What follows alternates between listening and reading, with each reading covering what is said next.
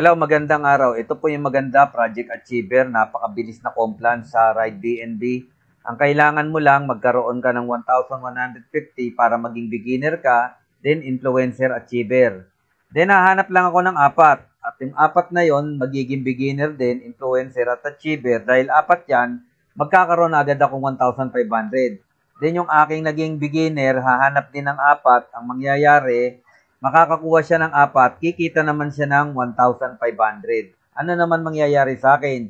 Since silang dalawa, nagkaroon ng influencer achiever, kikita naman ako ng 7,280 pesos.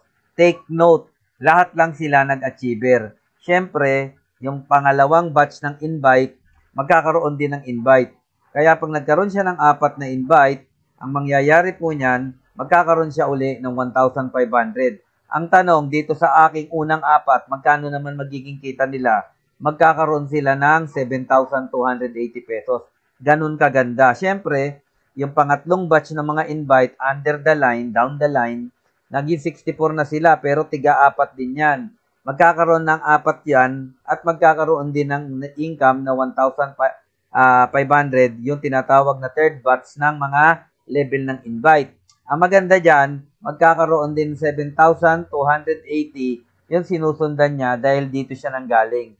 Ang good news, yung first level at second level lang, kikita ka na agad ng 7,280 at 1,005. Ang bilis, di ba?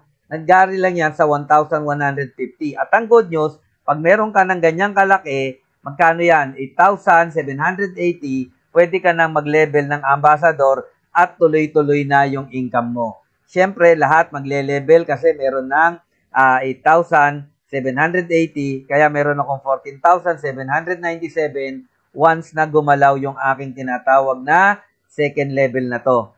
Kaya magkakaroon na naman ng 14,797 yung tinatawag na first level ng invite ko, which is lahat yan nanggaling sa 1,150.